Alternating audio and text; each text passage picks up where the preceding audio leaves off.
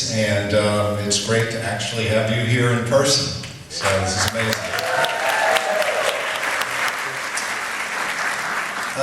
So I thought I'd start with a couple of Houston-oriented questions. Of course, you grew up here. What were some of your earlier haunts around Houston?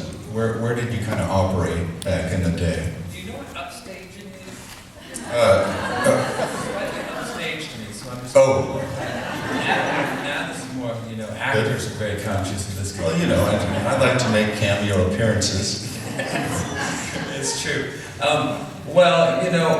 One of my haunts that we were obviously very involved with before was that we've been involved with is the River Oaks Theater, which has been a great project. So for me, yes, obviously, something important to a lot of us. And the Garden Oaks is less a part of my childhood, but to me, I always say you can't build an old building. First of all, I mean, a beautiful old place that has history and has people's experiences tied into it, and it has stories involved in it. And I think an old cinema. Well, these things are kind of endangered all over the world, and they're not just. It's not just an architectural thing. It's not even just a community thing. It's a sort of delivery system for something kind of, to me, deeply important to our country. We have one of the greatest movie traditions anywhere, and it's a kind of a huge accomplishment, and it's available, and it's different to share. There's one thing we can access these things on all these devices. It's a different thing when you go to a place that is designed to help you share the experience of a movie together, and it's such a powerful art form. And anyway, for me, it's worth making a bit of an effort to try to save a place like the Garden Oaks. I think it has value. We tend to tear things down a lot, and so especially in Houston, it's great to save a place like that. Yeah, it is. Yeah. So when you were making Rushmore, let's go. We won't go all the way back to Bottle Rock. We'll go back to Rushmore. Bottle Rock is just Dallas. That's Dallas. We don't talk about Dallas. Let the Wilson brothers talk about that. So you were actually going to film Rushmore somewhere else originally, or you were thinking about it, but then somehow you came around to Houston.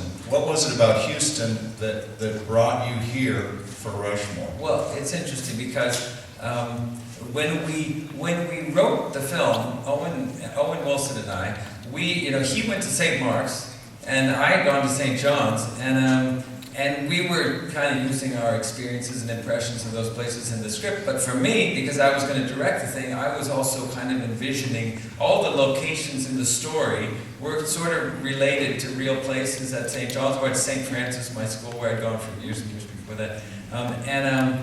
But we had, when we were casting it, for instance, we looked all over the world. We looked at kids in England. We always sort of thought we were looking for a young Mick Jagger. That was what we envisioned. I think somehow our way of fictionalizing our experience involved taking it out of Texas, and we just didn't even consider it. It seemed like we wanted to make it sort of universal. But somewhere along the way, I realized that when we looked at these location pictures, I was looking for little spots that were kind of exact things, and I knew where they were, and I kept not finding the spots. And I think what happened was at one point I asked somebody to take some pictures at St. John's so that we could show people what we were looking for. And the pictures were good. I thought, this place seems very similar to what I pictured. And we made a very immediate change. I mean, I just look at it, that's it. It's obviously, we've been doing something stupid. We've been spending our time on something that makes no sense. And the thing was, too, the way I had mentally sort of staged these scenes, I just, it was all there. So it sort of simplified it. Another thing, if I can just keep talking, and I'll just keep talking. Well, that's time. When I said I'm going to go over to St. John's and let's just start the process. Well, Mike, who had been in my class, and Mike's father was even the headmaster when I was a student there. Mike was then teaching math. So when I showed up, I started just going around with Mike, but Mike started sort of saying, you should consider this person or that person who might be a good actor for you. Like George Farish, who is here. Where's George? Yeah, George Farish. Officer O'Reilly. Yeah. From the Circuit Coast. Yeah, right off the bat. I mean, we have a little company of actors from a little troupe from those days, anyway, it was that just was automatic too when we came to Houston. So anyway. So that's how that started. I remember even auditioning George for the part of Max Fisher. Wait, at the very end, because you got we hadn't found quite late. Yes, that's true. And I read the script. But it makes it sound like George didn't get the part. But in fact, we're trying to say George did get the part. That's different. Yeah. Good point. You think about these things better than I do. This is my first Q&A. Yes, I played the part of Miss Cross, and George played Max Fisher, and we sent the videotape off to L.A.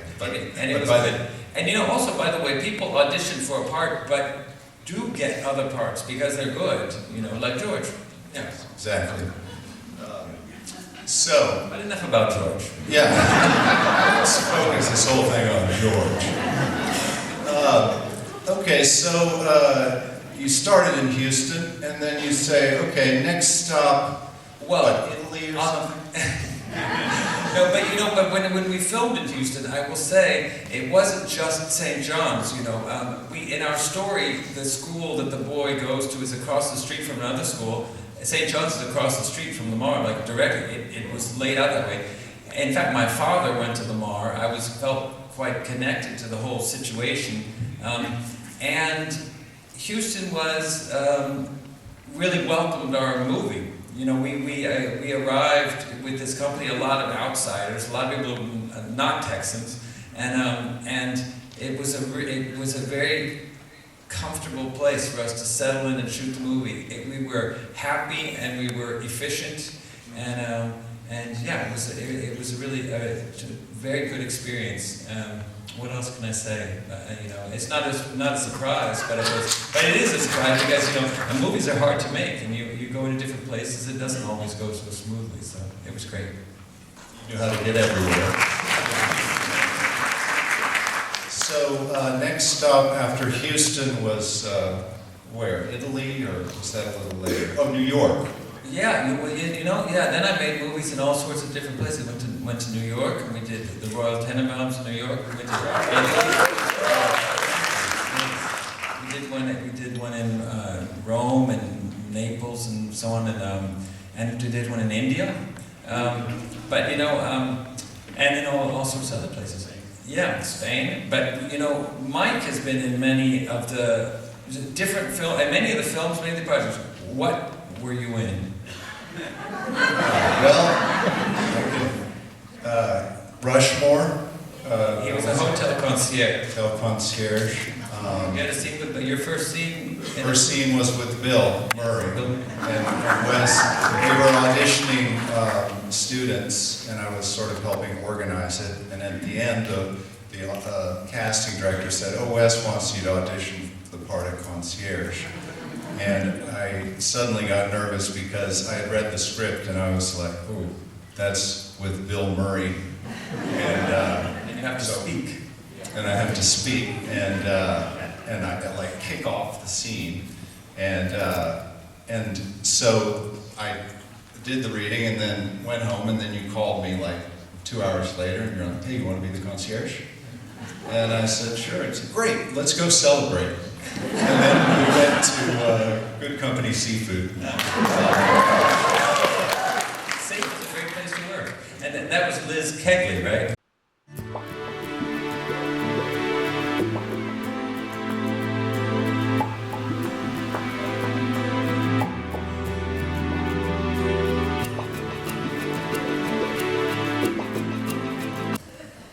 knew all the Texas actors. She had the bellhop. Remember, she got him from Walker, Texas Ranger.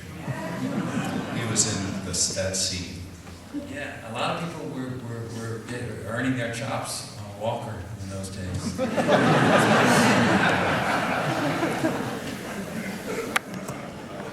And then what was the next one you were in? The next one was, there were some commercials, but the next movie, I actually... And the commercials were in Prague, right? Those are in Prague. Yes. AT&T or something like that? Or was it? AT&T. AT&T, yeah. Does it even still exist? Yeah, it does, but the devices we held up these devices, and it was just before the iPhone. And yes. So they were kind of, it's now a little outdated. Useless. Yeah. So that was good. Those things didn't sell. But the commercials were good, I think. And then, I had a long resting period between movies, 1998 to 2021. I learned that term actually at Asteroid City. I was explaining that to some of the other actors. That's the next one you got.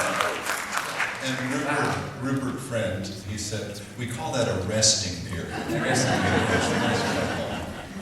Good. Yes. That was good. Well, that was a movie that was sort of set in something like Texas or Arizona, but we filmed it outside of Madrid. Then, wonderful story of Henry Sugar. Yes, that one you have. That's something we made in England, and Near your house. near my house, just by chance, we shot it right near my house. 5 minutes from my house. Coincidence. And then Phoenician Scheme. Last one. Yes, good. Hey, you got some credits. Do you get residuals? Yes, I get about $5 for Rushmore every 3 months, actually. George, what do you get, George? See? You probably get more. Yeah, I think he was on for a couple of days. Yeah. Still earning. Romania's gonna be good. George is big in Romania. All right, well, should we open it up for anything? Yeah, well, we could. I mean, we could. I feel like we can vamp a little still. Okay. All right. I mean, somebody will tell us when we're meant to stop, right? We can go along. What else should we talk about? You're the moderator, so. That's true. Well, I will. Wes has been involved in supporting theaters here in Houston, and I was out with Sanjay.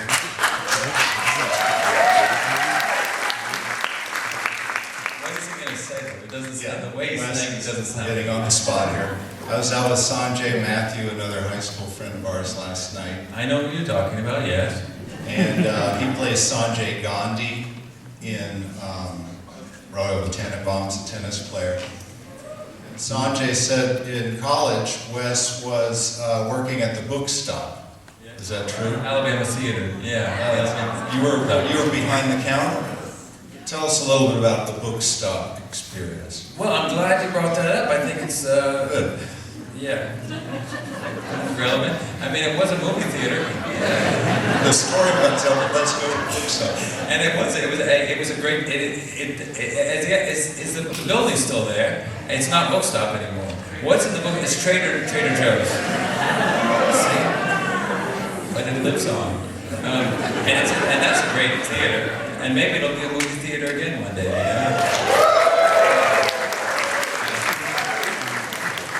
And you were just kind of selling the books behind the counter, or did you handle the shelving activities? Book Stop was a great local, great big bookstore, chain, and they had a nice policy, which is you gotta, do your work. You've got to shelve the books, and you got to sell them, run the cash register and so on. But they don't mind if you just sit there and read.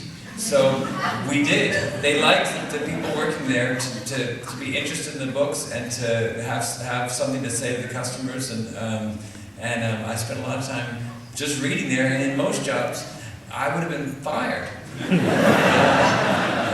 but I got three or four summers out of them. So yeah, it was a good one. Well, according to Sanjay, you were also paid, similar to the amount that you were working. The pay was somewhat low at the... Well, minimum wage. Yeah. Yeah. And so Sanjay was telling me that, Wes really wanted to go see a movie at the River Oaks Theater. And of course, he was on the payroll at Bookstop at the time, which... Yes, I know what you're talking. I know what you're trying to say. Yeah. Don't make excuses. And so, Wes, he just loved movies, and he had to see this movie. It was 1989, something like that, sophomore year in college. I think you're trying to say that we would sneak into movies at the River. Well, I think that's the subtext, I believe. not just Where that. this is I want to describe Wes's method that Sanjay described, which was apparently, I don't know if you even remember this, but according to Sanjay, you pretended like you had forgotten your glasses in River Oaks Theater, but you had them on. And to the guy at the thing, and he said, "Oh, I forgot my glasses." And you went in, and he was so confused. Do you remember this? What? That's just amateur. I would never do it that way.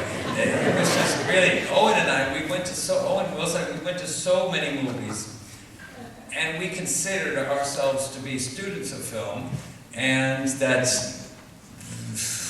these people hadn't caught up to the necessity of us attending all these films. And so we took it upon ourselves to make a kind of membership for ourselves. But we would just walk by and say something like, "I got them," and keep walking. And usually that's fine. And it wasn't like those seats were necessarily going to be filled by somebody else, And yes, I think we did support the theaters. And when we had a bit more money, we often paid. And now I think they're making up for it, helping support the theaters. And Sanjay is actually now, he's the chair of the psychiatry department at Texas A&M. And we were talking about it last night, and Sanjay is like, "You know what I think this is?